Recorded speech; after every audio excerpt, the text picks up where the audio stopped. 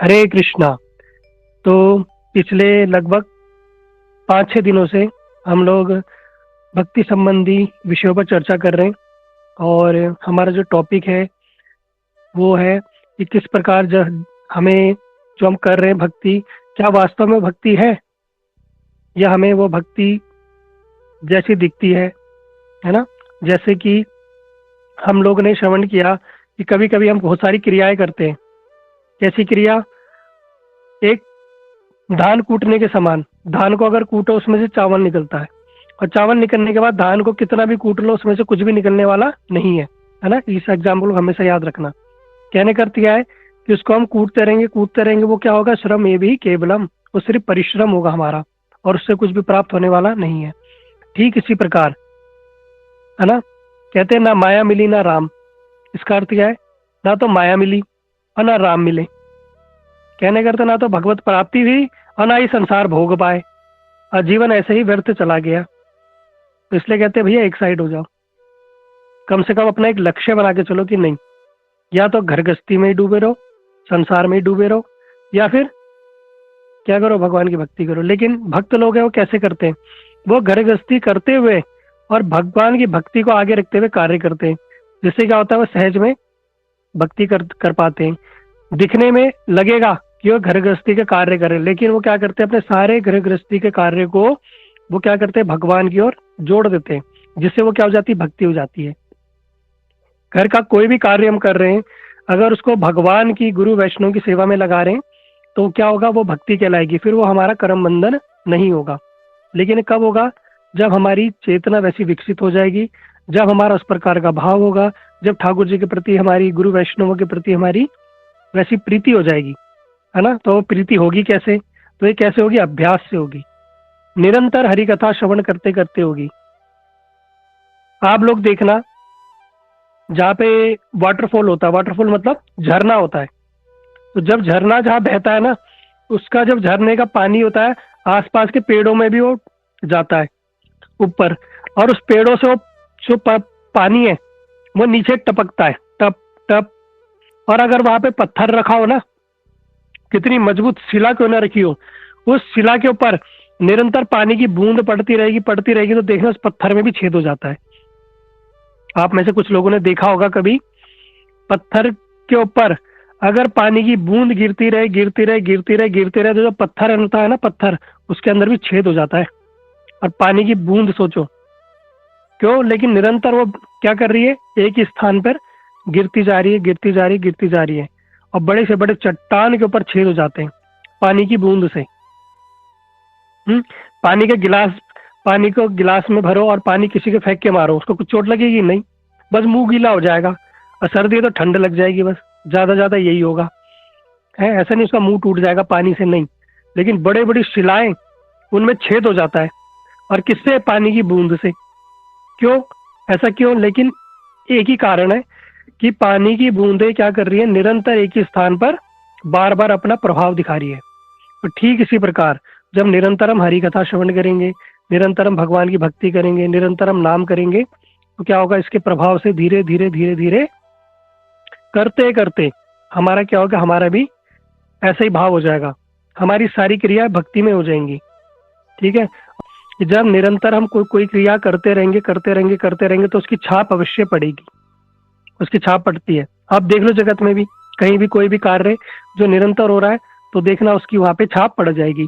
तो जब हम भक्ति संबंधी क्रियाओं को निरंतर श्रवण करते रहेंगे, गुरु वैष्णव का संग करेंगे, और अपने जीवन में भक्ति संबंधी क्रियाओं को हम उतारेंगे, तो क्या होगा? जो हम जगत में जो भी कार्य कर रहे हैं ना, सब भक्ति हो जाएगा। बस फिर कोई हमारे जीवन में लाभ ही लाभ। जब सब भक्ति हो गई, फिर तो कोई जाने की आवश्यकता ही नहीं। जे दिन गृह भजन देखी, गृह तो गोलोक भाई, उसी दिन हमारा घर गोलोक वृंदावन हो गया। फिर हमें वृंदावन जाने की आवश्यकता ही नहीं, घर ही हमारा वृंदावन हो गया। सुबह घर में साफ सफाई हो रही है, क्यों? ठाकुर जी का मंदिर है, ठाकुर जी को भोग क्यों कुछ घर में कुछ बन रहा है तो ठाकुर जी को भोग लगेगा, है ना। घर में कुछ भी बनाएंगे ठाकुर जी के लिए बनाएंगे, कुछ भी क्रिया करेंगे ठाकुर जी के लिए करेंगे, रसोई करेंगे, नौकरी करेंगे, जॉब करेंगे, जो भी करेंगे सब क्या है? वो ठाकुर जी के लिए हो जाएगा, और वो हमारी भक्ति हो गई, और उसका हमारा कर्म फल भी नहीं बनेगा, ना ही हमारे पाप बनेंगे, ना ही हमारे पुण्य बनेंगे, और ना ही हम उन्हें भोगने के लिए हमें स्वर्ग नर्क जाना पड़ेगा। और धीरे धीरे हम भक्ति के स्तर में बढ़ते रहेंगे और एक दिन अवश्य ही भगवत प्राप्ति हो जाएगी। बड़ा सरल विधि है ना। लेकिन क्या करना पड़ेगा? निरंतरता, है ना, ये अपने अंदर हमें लानी पड़ेगी, तब जाके कुछ होगा। है हेतु की अप्रतिहता ये आत्मा प्रसिद्धि। हमारी जो भक्ति है वो कैसी होनी चाहिए? एक धारा, तेलवत धारावत, बिल्कुल एक समान, तब जाके थोड़ा काम बनेगा। ठीक है, इसलिए हम इन क्रियाओं को करते रहेंगे। तो कल हम लोग श्रवण कर रहे थे कि भगवान की जो भक्ति करते हो 3 प्रकार से होते हैं, कनिष्ठ भक्त, मध्यम भक्त, उत्तम भक्त। कनिष्ठ का हम लोगों ने श्रवण किया था कि किस प्रकार जो कनिष्ठ भक्त होता है वो भक्ति में जुड़ा होता है, धीरे धीरे नाम जप कर रहा है, कभी कभी कर रहा है, कभी नहीं कर रहा, कभी माला कर ली, कभी नहीं कर ली, कभी कथा सुन ली, कभी कथा नहीं सुनी, कभी गुरुदेव को प्रणाम कर दिया, कभी नहीं करा, मन भूल गए, किसी दिन तुलसी परिक्रमा की, किसी दिन नहीं की, किसी दिन मंगल आरती में उठ गए, किसी दिन नहीं की। ये सारे के सारे लक्षण है कनिष्ठ भक्त के। अगर आप किसी नियम, आपके घर नियमबद्ध नहीं हो, अगर आपने नियम नहीं बनाया तो समझ लेना अभी आप कनिष्ठ ही हो। जब तक आप मध्यम उत्तम भक्त की कैटेगरी नहीं पहुंचते तब तक आप क्या होगा? आप एप्लीकेबल नहीं होंगे आगे जाने के लिए। कैसे? इस चीज को साधारण रूप में समझना। अगर कोई बच्चा 5वीं क्लास में,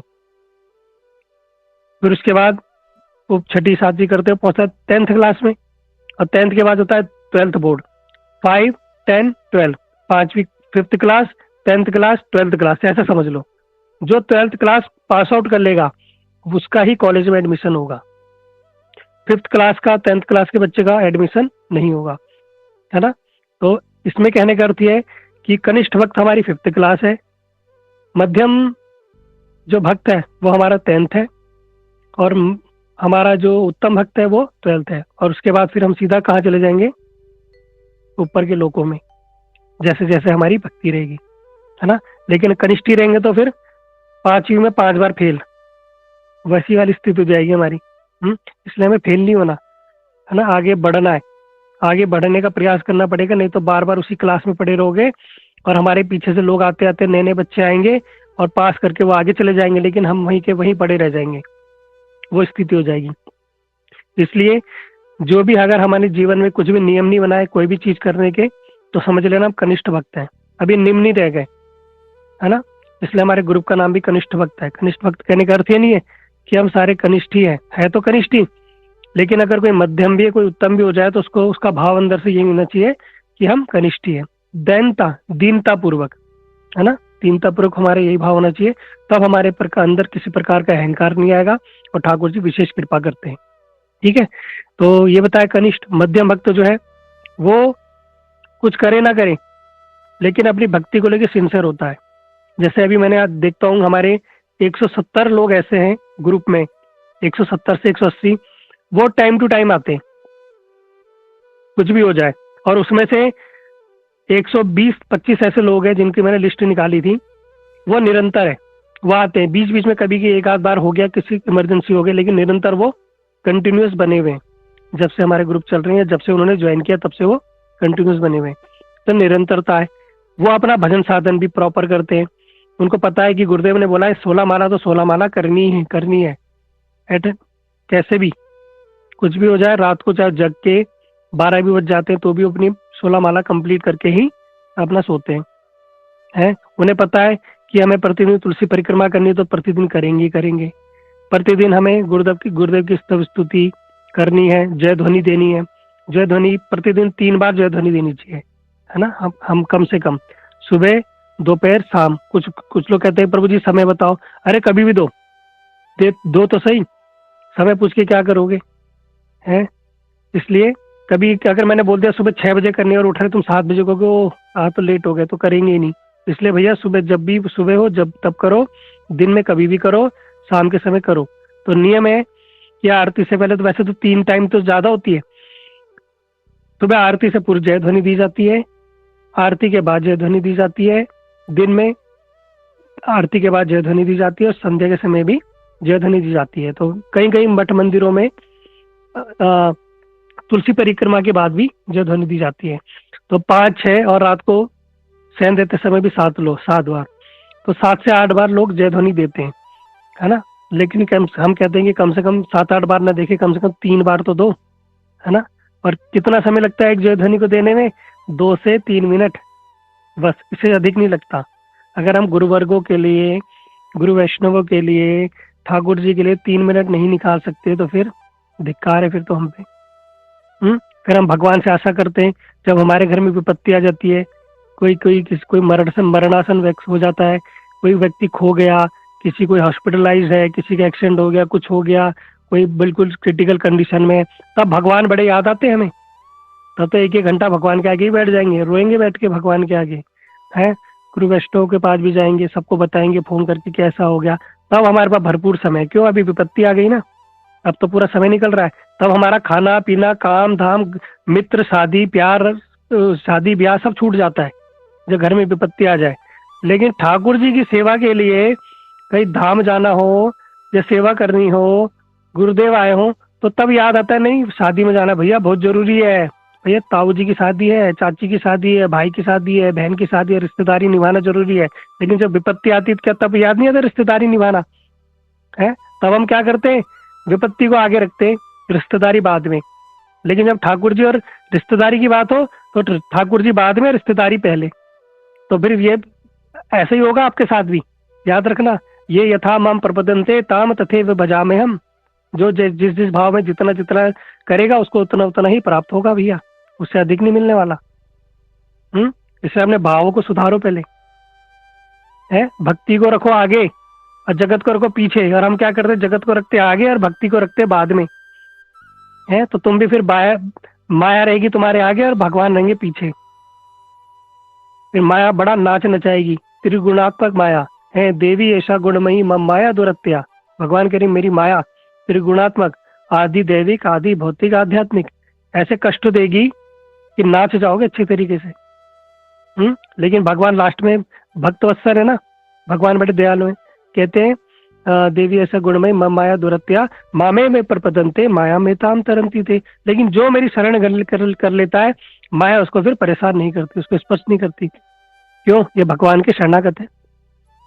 तब बताया भगवान ने भगवत गीता में, पालन करोगे तो जीवन में सुखी सुख आनंद ही आनंद रहेगा। लेकिन पालन करना चाहिए ना, पता तो होना चाहिए क्या करना है क्या नहीं करना। अपने अनुसार चलेंगे तो ऐसे काम नहीं चलेगा, है ना। इसलिए हम क्या करो, ठाकुर जी को रोको आगे और जगत को रोको पीछे, है ना। अभी मैंने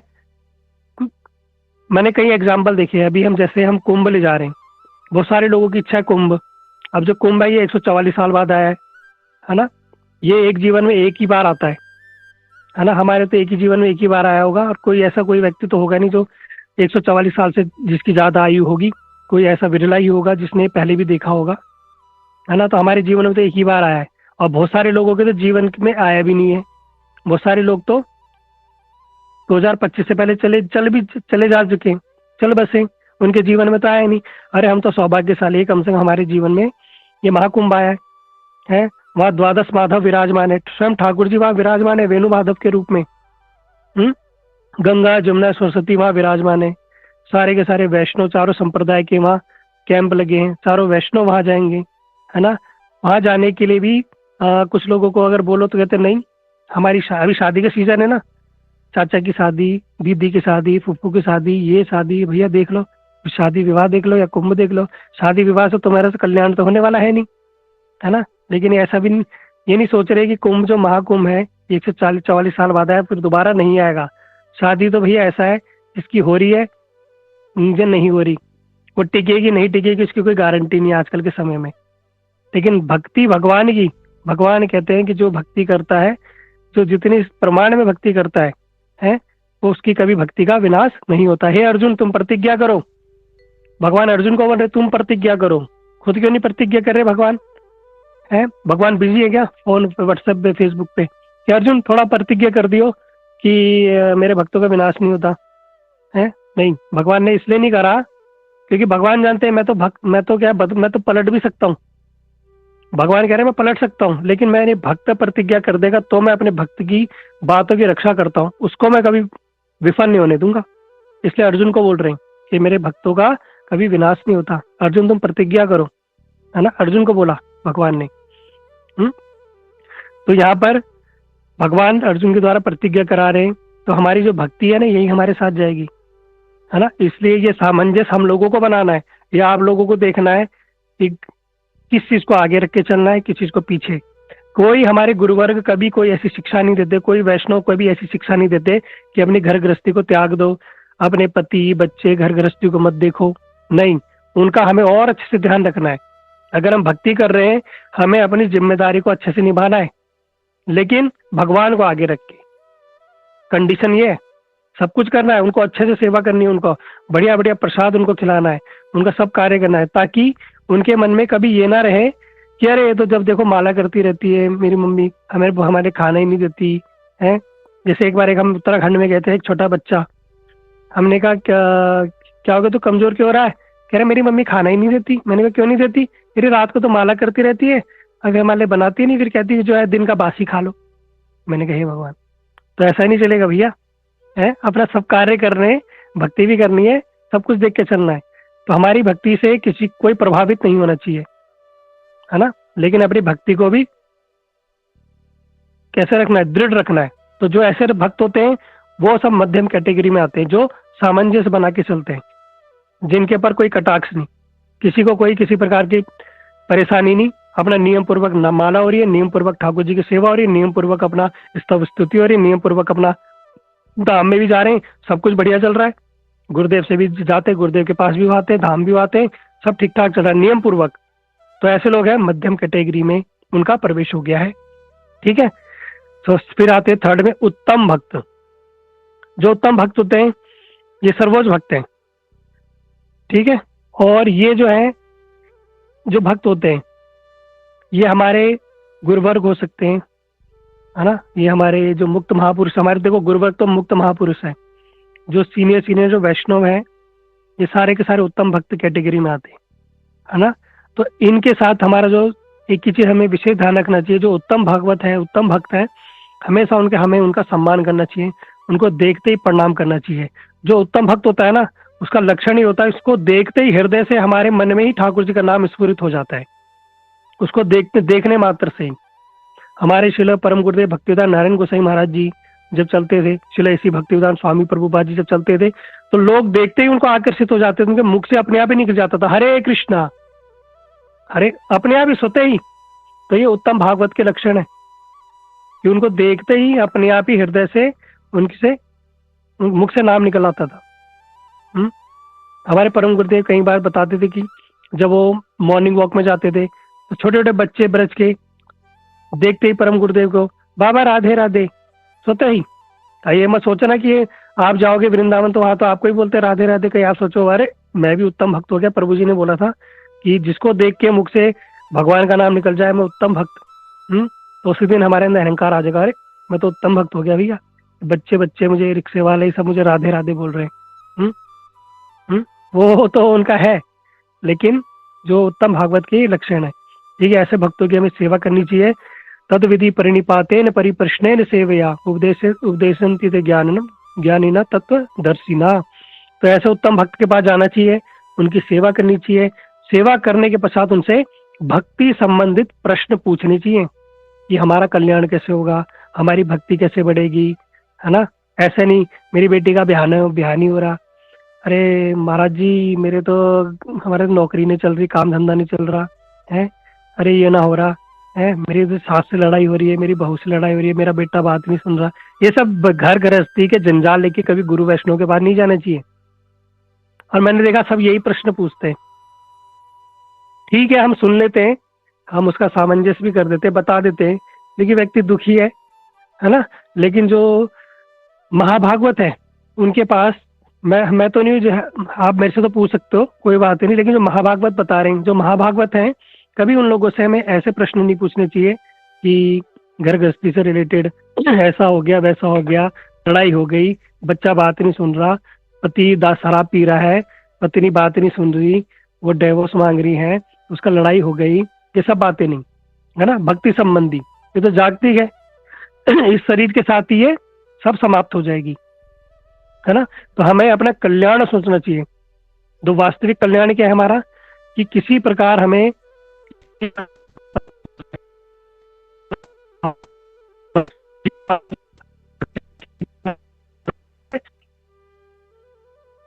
बस भक्ति संबंधी हमें उनसे प्रश्न पूछना चाहिए, उनकी सेवा करनी चाहिए।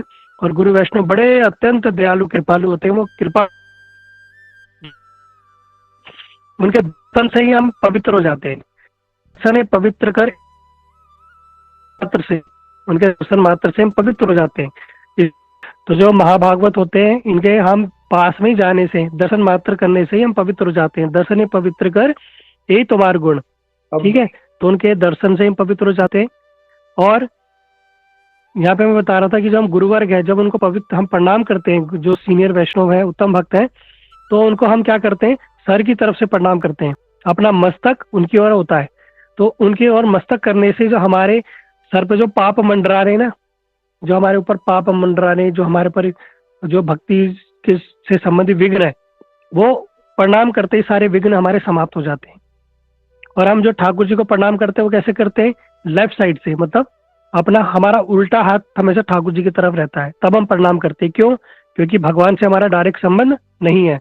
प्रथमंतु गुरु पूज्यम ततेष्य मम अर्चनम कुर्बन सिद्धि अवापनोति हे अन्यथा निष्फलम भवेत, है ना। ये बता रहे हैं कि सर्वप्रथम क्या करो, गुरुदेव की पूजा करो, भगवान बोल रहे हैं।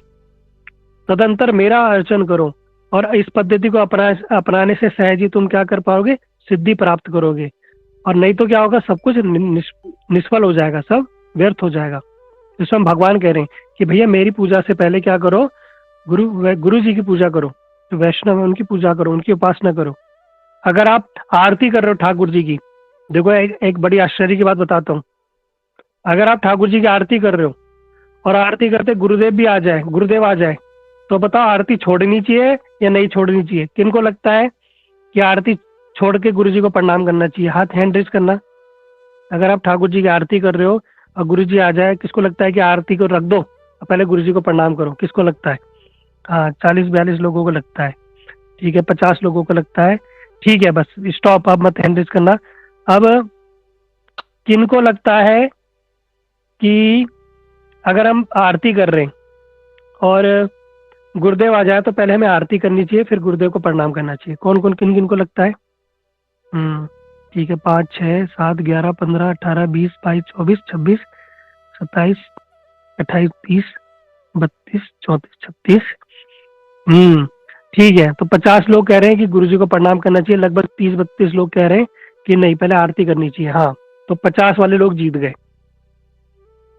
सुनो, अगर आप आरती कर रहे हो और आरती करते करते गुरुदेव आ जाए, तो आरती को छोड़ दो, ठाकुर जी की सेवा छोड़ दो, पहले जाके गुरुदेव को प्रणाम करो, फिर आप ठाकुर जी की सेवा करो।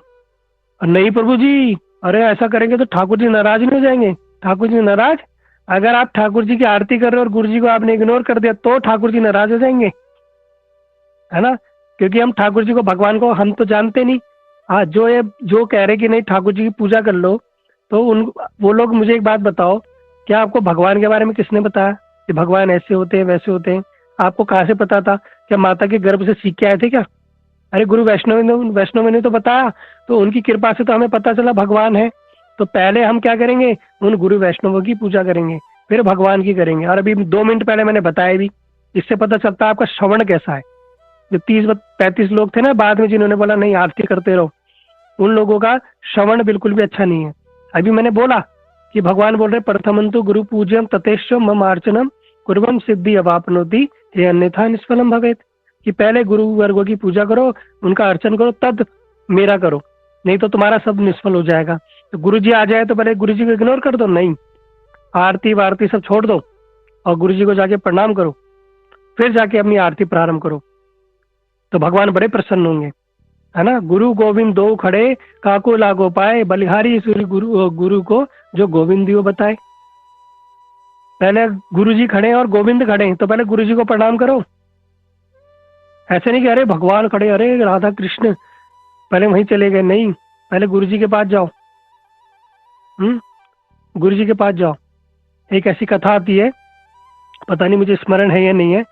एक बार पत्नी ने अपने पति को बोला कि तुम जाओ द्वारकाधीश कृष्ण के पास जाओ और उससे कुछ मांग के लाओ, है ना, कुछ मांग के लाओ, हम बड़े गरीब है, दरिद्र है, थोड़ा घर गृहस्थी हमारी अच्छे से चल जाएगी। उसने कहा ठीक है। वो बड़े कष्ट से गया, बड़े कष्ट से, बड़े दूर जंगल से होते होते होते द्वारका में पहुंच गया। और वहां पे क्या होता था, सुबह सुबह भगवान कृष्ण अर्जुन के साथ भ्रमण करते थे। अब भगवान साधारण पीताम्बर धारण करके चल रहे हैं और अर्जुन जो है उस समय वह राजसी वेशभूषा में थे, बड़ा सुंदर अलंकार पहने हुए थे। तो ब्राह्मण की पत्नी ने बोला भी था ब्राह्मण को कि ठाकुर जी से मांगना, लेकिन उसने देखा ठाकुर जी के पास तो कुछ है ही नहीं, वो तो पीताम्बर पहना हुआ है नॉर्मल उन्होंने, और कुछ कुछ है ही नहीं उनके पास। लेकिन जो उनके साथ अर्जुन चल रहे ना, वो स्वर्ण से लदे हुए। तो उन्होंने जाके प्रणाम करके और अर्जुन से बोला कि थोड़ा आप मुझे कुछ दे दो, मैं गरीब ब्राह्मण हूँ, मुझे कुछ दे दो। तो अर्जुन को बड़ा अच्छा लगा, ये ब्राह्मण लोग तो भगवान से मांगते हैं लेकिन ये मेरे पास आया। तो अर्जुन ने क्या किया, एक अपने कमर से भगवान को दिखाते हुए एक सोने की पोटली निकाली और ब्राह्मण को दे दी। ब्राह्मण बड़ा खुश हुआ, कहता ठीक हुआ मैंने अर्जुन से मांगा, ठाकुर जी से मांगता तो कुछ मिलता ही नहीं, उनके पास तो कुछ है ही नहीं। और वो प्रणाम करके चला गया। और जब ब्राह्मण जाने लगा तो हुआ क्या, कुछ लोगों ने ब्राह्मण को देख लिया कि इसके पास सोना है, और उन्होंने क्या किया, रास्ते में उसको घेर के उसकी पिटाई कर दी और सारा पैसा ले लिया। मुंह पे कपड़ा बांध के आए और उसकी पिटाई करके और पैसा लेके चले गए। अब ब्राह्मण जब घर पहुंचा, पत्नी ने पूछा भैया क्या लाए, तो बताया कि भैया मैं पैसे तो दिए थे मेरे को अर्जुन ने, लेकिन वो किसी ने, डाकुओं ने छीन लिए। पत्नी ने कहा तुम दोबारा जाओ, लेकिन क्या करना, ठाकुर जी से मांगना है। तो उसने कहा ठीक है। ब्राह्मण दोबारा चला गया, बड़ा दूर कष्ट करते करते, जंगल पार करते करते और पहुंच गया। फिर देखा उसने कि सामने से अर्जुन और भगवान कृष्ण आ रहे। तो उसने सोचा कि भगवान कृष्ण के पास तो आज भी कुछ नहीं है, लेकिन अर्जुन के पास तो है। लेकिन कल मेरी गलती ये हुई कि मैं रात के समय गया और मुझे चोर ने पकड़ लिया। आज मैं दिन में जाऊंगा और दो चार लोगों के आगे साथ में जाऊंगा ग्रुप में, तो कोई मेरी छीना झपटी भी नहीं कर पाएगा। तो उसने जाके दोबारा अर्जुन को प्रणाम किया, भगवान को प्रणाम किया और अर्जुन से बोला, अर्जुन ने देखा रे, कल ही तो मैंने इसको इतना पैसा दिया था और आज दोबारा फटे हाल ब्राह्मण। तो उन्होंने सोचा कि हो सकता है धन से इसको पूरा ना हुआ हो। तो अर्जुन ने क्या किया, अपनी रतन जड़ित अंगूठी निकाल दी, बड़ी बहुमूल्य रतन जड़ित अंगूठी, और इस ब्राह्मण को दे दी। ब्राह्मण तो बड़ा प्रसन्न हुआ कि मेरी तो 7 पीढ़ी आज क्या करेगी, बढ़िया बैठ के खाएंगी। और ब्राह्मण को अंगूठी दी। अब ब्राह्मण ने अंगूठी ली और चला गया अपने घर, और छुपते छुपाते छुपाते घर पहुंच गया। घर पहुंच के बड़ी राहत ली। अब पहुंच गया, जब दिन में निकला तो अपने घर पहुंचते पहुंचते रात हो गई। अब उसने कहा कि पत्नी को अभी नहीं बताऊंगा, मेरे को अंगूठी मिली है। उसने क्या किया, उसके घर में एक घड़ा था, मिट्टी का घड़ा, उस मिट्टी के घड़े में उसने वो अंगूठी रख दी। खाली घड़ा था, उसके अंदर रख दी। सुबह पत्नी को सरप्राइज दूंगा। सरप्राइज! पत्नी भाई खुश हो जाएगी, भैया अंगूठी रतन जड़ित, हमारी 7 पीढ़ियां बैठ के खाएंगी। उसने वो अंगूठी मटके में रख दी और सो गया, बढ़िया सुंदर अपना कंबल ओढ़ के, प्रसन्न होके। जब सुबह उठा तो देखा कि घर में वो मटकी गायब, और उठते ही भागने, इधर उधर भागने लगा, मटकी कहाँ है, मटकी कहाँ है, मटकी कहाँ है। देखा तो पत्नी उस मटकी में पानी भर के ला रही है। पत्नी उस मटकी में पानी भर के ला रही है, और उसने जैसी मटकी नीचे रखी, उसने मटकी उठाई, फोड़ दी और पानी में ढूंढने लगा। पत्नी ने कहा हे भगवान, तूने मेरी सास के जमाने की मटकी फोड़ दी। कहता है, पति कहता है तेरे को यही मटकी ले जानी जरूरी थी? तो पत्नी ने बोला भैया इस मटकी में हो क्या गया, क्या हो गया? फिर उसने बताया कि मेरे को रतन जड़ित अंगूठी मिली थी, और मैंने रात को कहा, मैंने कहा कहाँ रखूं, मैंने इस मटकी के अंदर रख दी थी, और तू इस मटकी को लेके नदी में गई और तूने इसको वहां डुबाया होगा, और वो अंगूठी पानी में ही डूब गई, पानी में ही डूब गई। अब ब्राह्मण ने अपना माथा पकड़ लिया। ब्राह्मणी ने पूछा ही बताओ तुम्हें अंगूठी दी किसने? कहता अर्जुन ने। ब्राह्मणी ने कहा अरे ब्राह्मण तो पागल हो गया क्या, तेरे को मैं बार बार बोल रही हूँ तो भगवान से मांग, क्यों अर्जुन से मांग रहा है तू, क्यों राजा के पास जा रहा है, तू भगवान से मांगना। ब्राह्मण ने कहा ठीक है, ब्राह्मणी तो ठीक कहती है, इस बार मैं जाके ब्राह्मण से ही मांगूंगा। मैं ब्राह्मण से जाके मांगूंगा। और जो था ब्राह्मण चला गया। इस बार गया तो देखा, अर्जुन ने देखा कि ये ब्राह्मण तो दोबारा वही फटे हाल, वही उसके कपड़े फटे हाल। अर्जुन ने कहा भैया इतना धन देने पे इसकी गरीबी नहीं मिटी। तो लेकिन इस बार जो ब्राह्मण था ना, वो पहले ठाकुर जी के पास आया, ठाकुर जी को प्रणाम किया। ठाकुर जी, मैं बड़ा दरिद्र हूँ, कुछ दो, मुझ पे कुछ कृपा कर दो। अर्जुन सोच रहा है मेरे से मांग क्यों नहीं रहा। भगवान ने कहा देखो मेरे पास तो कुछ है नहीं, मेरे पास तो कुछ नहीं है।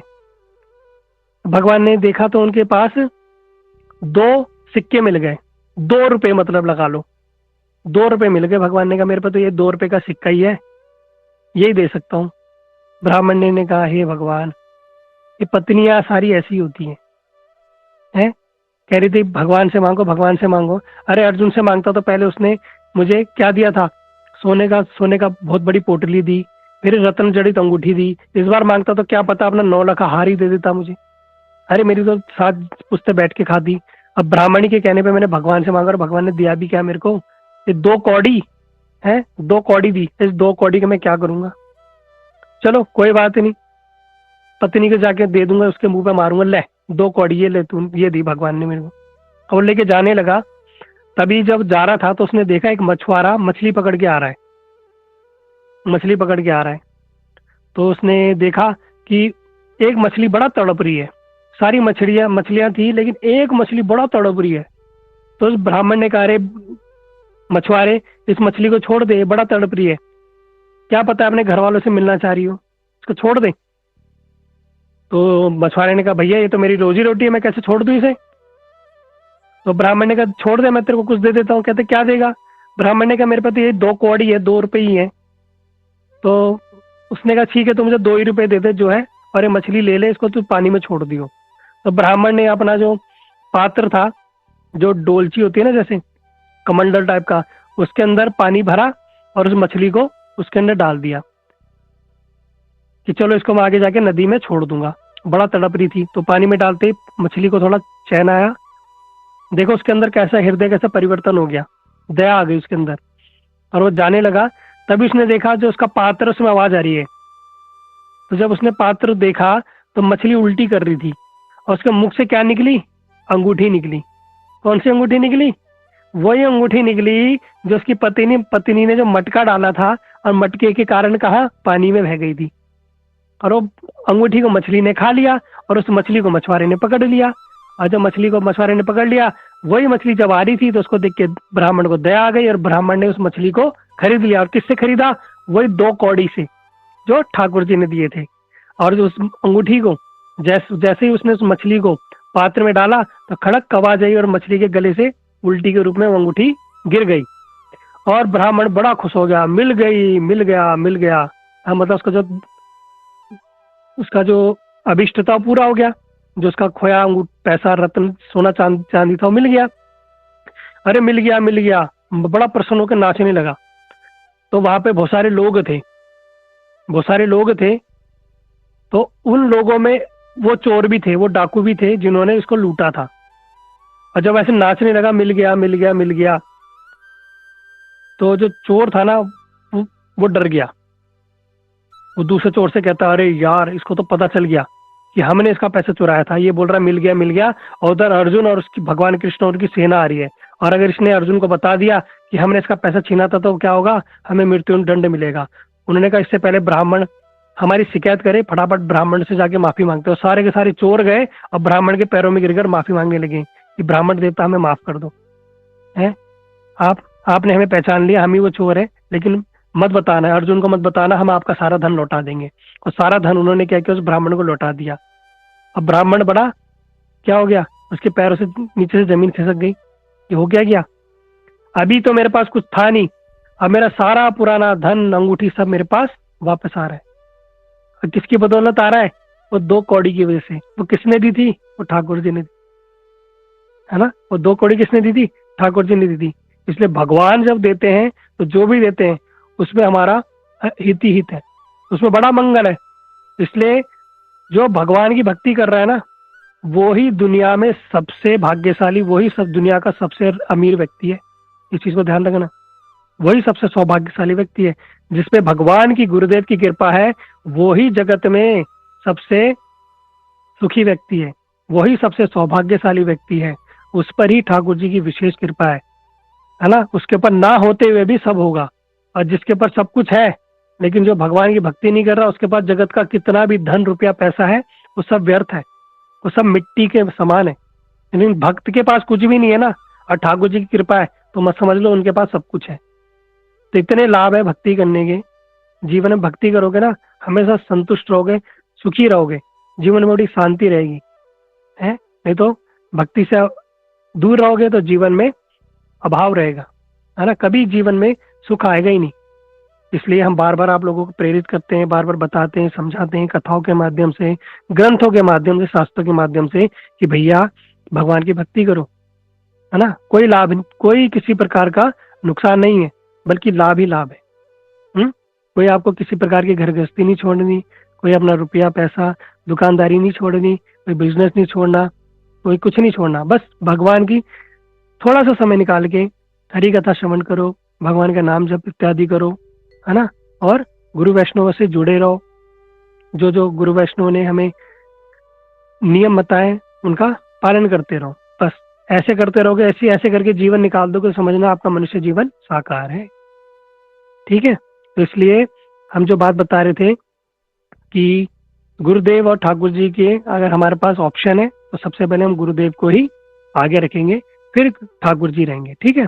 क्योंकि स्वयं ठाकुर जी इस चीज को शास्त्रों में प्रमाणित कर रहे हैं, क्योंकि बिना गुरुदेव की कृपा के हम भगवान को प्राप्त नहीं कर सकते। ठीक है। इसलिए कनिष्ठ, मध्यम, उत्तम, ये 3 प्रकार के भक्त हैं।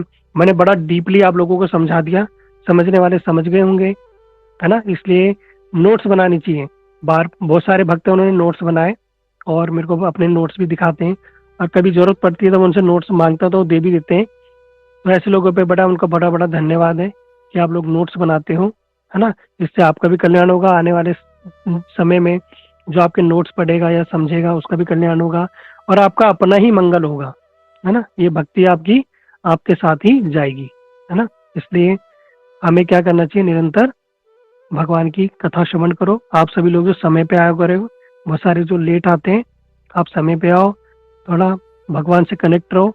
30-40 मिनट का समय है, बस इतना ही हम अच्छे से भगवान के विषय में श्रवण करेंगे, भगवान की महिमा सुनेंगे, हमारे हृदय में भगवान की सेवा करने की प्रेरणा जागेगी, गुरु वैष्णव के प्रति श्रद्धा जागेगी। बस समझ लेना, इतना भी कर लोगे थोड़ा बहुत तो भी ये आपका जीवन जो है समय ये भक्ति में बीत गया, है ना। आपको ऐसा लगेगा जब आप सोओगे कि हाँ आज हमने कुछ किया, है ना। हरि कथा श्रवण की, भगवान के विषय में श्रवण किया, कुछ नाम जप किया, है ना, गुरु वैष्णव का संग किया, तो आज का हमारा जो दिन था वो सार्थक हो गया, है ना। उसको भी सार्थक बनाओ, कम से कम अपने दिन, अपने क्षण, अपने समय को थोड़ा थोड़ा सार्थक बनाओ भगवान की सेवा से। ठीक है। आज कथा को हम विश्राम देते हैं। आप सभी को जुड़ने के लिए बहुत बहुत धन्यवाद। हरे कृष्णा, धर्म प्रणाम, वांछा कल्पतरुभ्यश्च कृपा सिंधुभ्यश्च पतितानां पावनेभ्यो वैष्णवेभ्यो नमो नमः।